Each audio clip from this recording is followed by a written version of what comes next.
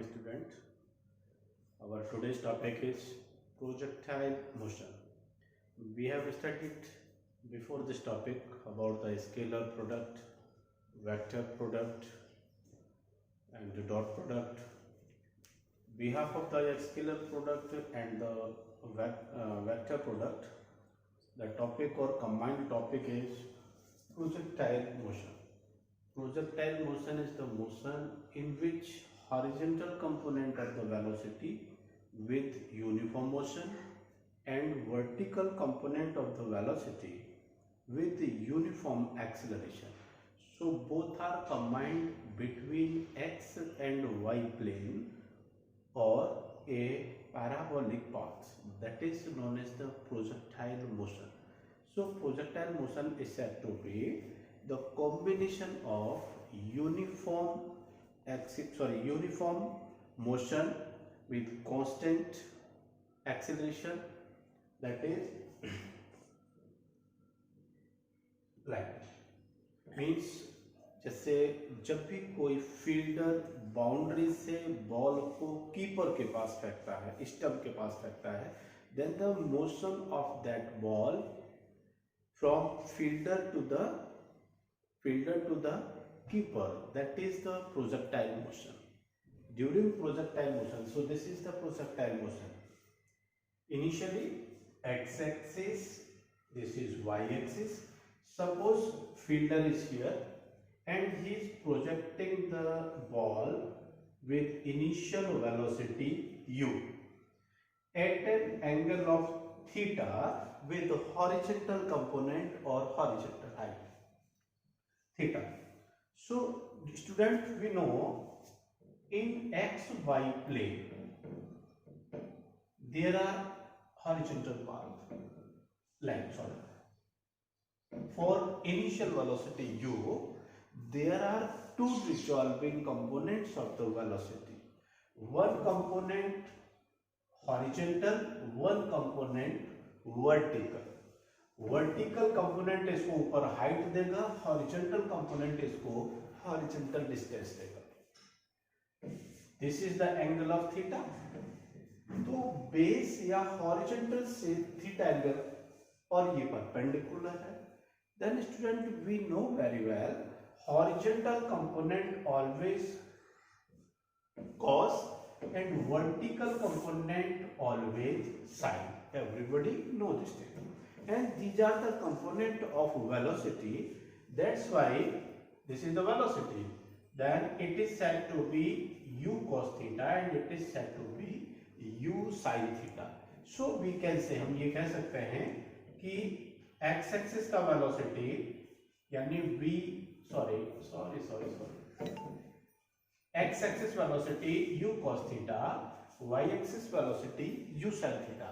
तो यही कंपोनेंट मैं यहां एक बार लिख रहा हूं, u cos theta means u cos theta object को हॉरिजॉन्टल एक्सिस पर ले जाएगा और vertical component u sin theta, ये u sin theta इसको वर्टिकल हाइट प्रोवाइड कराएगा.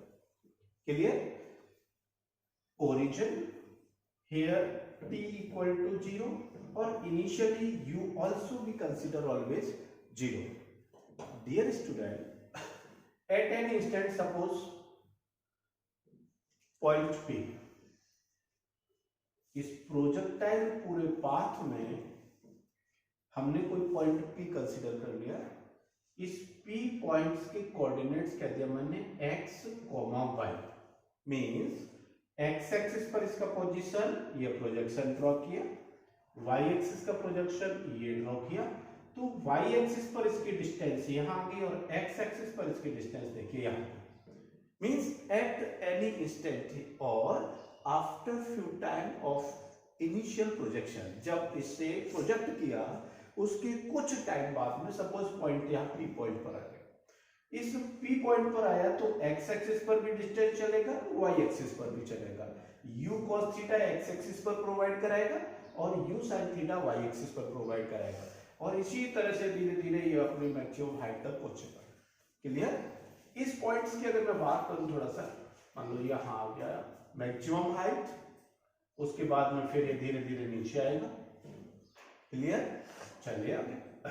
इसके कोऑर्डिनेट्स क्या लिए थे हमने, एक्स और वाई, तो मैं यहाँ लिखूंगा इनको एक्स कॉमा वाई, मेरे को जरूरत पड़ेगी दूसरी चीज की। देखिए इस इनिशियल पॉइंट पर अब इसी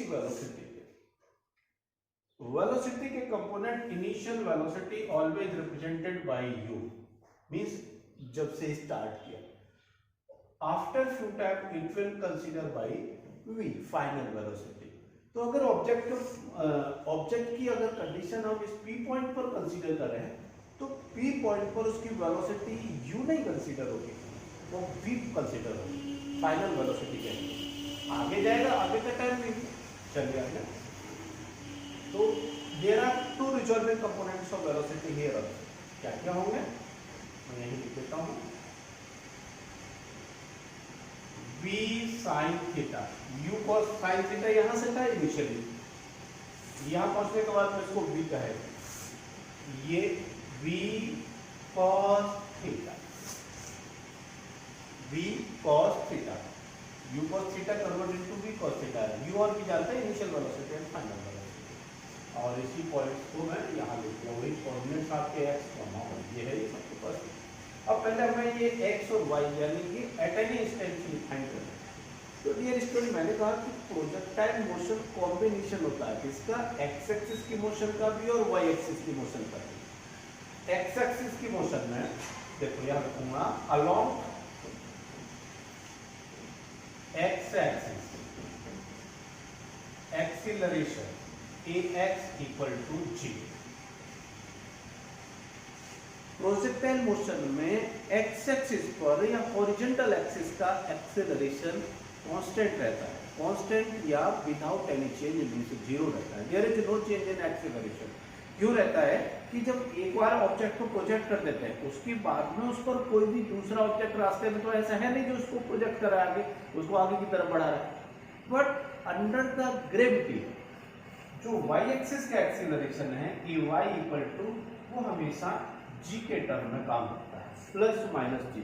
ऑब्जेक्ट ऊपर जाएगा जी नीचे की तरफ लगेगा, ऑब्जेक्ट नीचे आएगा जी भी नीचे की तरफ लगेगा, तो g acceleration of gravity horizontal velocity में काम करेगा। ठीक, तो जब हम कंसीडर करेंगे Y axis horizontal component consider करेंगे और वाई एक्सीलरेशन रिक्वायर्ड होगा, then we will consider as g. If we are taking the observation on X axis then acceleration will be zero. ये हमको ध्यान रखना है थोड़ा सा, ठीक। नेक्स्ट चलते हैं। तो एट पी, इस पी पॉइंट पर x, y are the coordinate means along axis और y axis. At any instant, किसी भी टाइम t पर, x एक्सिस में निकाल सकते हैं। पहले देखिए x equal to, x means displacement, x equal to ut plus half at square. Dear student, there are three equations of motion we know. First equation of motion, v equal to u plus et. Second, s equal to ut plus half at square. Third, v square equal to u square plus 2as. These are three equations of motion. So by the help of all these three equations we will find the projectile motion. So how? At here we are finding the displacement along the x axis. तो displacement के लिए equation हमारे पास second equation है, second s equal to ut plus half at square. देखिए s distance, x axis का distance मैंने x ले लिया, x equal to ut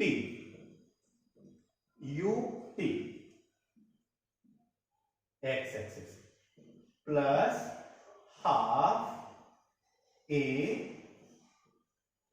t square, ut plus half a t square, but along the x axis acceleration is always 0 and along the x axis components of velocity will be u cos theta. Clear? That is x equal to u cos theta into t plus half a consider as 0 into t square. Clear? Then ये term पूरा 0, क्या बचा? x equal to u cos theta into t and t equal to x over u cos theta. Equation number first provide करा देता हूं उसको. t equal to u cos theta बाद में आएगा, लेकिन हमारा जो कंपोनेंट आया वो मेन ये था, x equal to u cos theta. Means at any instant along the x-axis position of projectile x equal to u cos theta. Dear student, during the projectile motion we can consider or we can calculate the displacement from initial at any time. किसी भी time हम कहीं भी displacement find कर सकते हैं. अगर मैं कहता हूं इस पॉइंट पर करना है तो x axis component, y axis component, फॉर्मूले सारे वही रहेंगे, इक्वेशन ऑफ मोशन तीनों एक जैसे ही लगेंगे. Is it clear? तो मैंने क्या किया, पी पॉइंट पर after few time x displacement कितना आया ये फाइंड कर लिया, x equal to u cos theta. I think शायद समझ में आ गया होगा. अभी मैं बात करता हूँ फिर से बता दो. At an instant x axis है और ये वाई एक्सिस. x के लिए मैंने डिस्प्लेसमेंट के लिए second equation of motion use किया, x equal to ut plus half a t square. x axis का ux लिखा, half ax t. Acceleration along x axis 0 होता है. देखिए रास्ते में जब भी ऑब्जेक्ट चल रहा होता है तो उसको कोई भी री एक्सीलरेट करने वाली कोई ऑब्जेक्ट नहीं होती, हवा में होता है, इसलिए उसको कोई बढ़ा नहीं रहा होता है. लेकिन जब ऊपर जाता है तो एक्सीलरेशन ऑफ ग्रेविटी लगता है, ऊपर जाता है एक्सीलरेशन ऑफ ग्रेविटी नेगेटिव लगता है, तब तो हाइट पर जाके यहाँ रुक जाएगा. और जैसे नीचे आएगा तो एक्सीलरेशन ऑफ ग्रेविटी नीचे लेके आएगा. लेकिन इस तरह से सीधा जाने में कभी भी कोई एक्सीलरेशन नहीं लगा. अगर ये एक्सीलरेशन मान लो हमने ऑब्जेक्ट को फेंका, थ्रो किया, और एक्सीलरेशन अगर हॉरिजॉन्टल में भी लग रहा होता तो ऑब्जेक्ट रुकेगा ही नहीं कहीं. अगर फील्डर ने बॉल को बाउंड्री से कीपर के पास फेंका तो कीपर के पास रुकने के बाद में कहीं तो रुकेगी. तो रुकेगी क्योंकि एक्स एक्सिस का एक्सीलरेशन 0 होता है, ध्यान रखना. चलिए आगे. नाउ y एक्सिस पर कितना चल गया डिस्प्लेसमेंट अलोंग y एक्सिस, तो y एक्सिस पर देखते हैं. चलिए आगे. At y axis formula remain same, that is y equal to u t plus half a t square. और ये y एक्सिस, अब y एक्सिस का फॉर्मूला लेंगे तो y equal to u by t. y axis का velocity क्या है, u sin theta, u sin theta into t plus half acceleration along y axis. मैंने कहा एक्सीलरेशन अलोंग y एक्सिस कितना है, g, और ऑब्जेक्ट ऊपर जा रहा है. ऊपर जाएगा तो g क्या लगेगा, downward, minus g into T square. Clear? Minus T लगेगा. Next equal to u sin theta into t. Substitute the value of t from here. That is x upon x over u cos theta minus half half g into t square. Again t square, x square over u square cos square theta.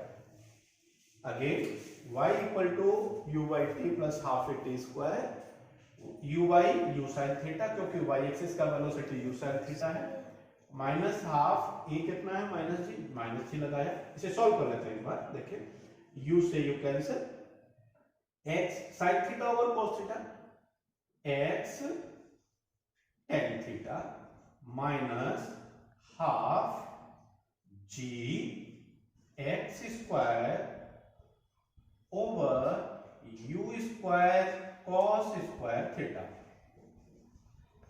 This is the displacement along y axis. So dear student, With the help of second equation of motion, after few time we can calculate the position of object during projectile motion along x-axis by the second equation of motion, along y-axis by the second equation of motion.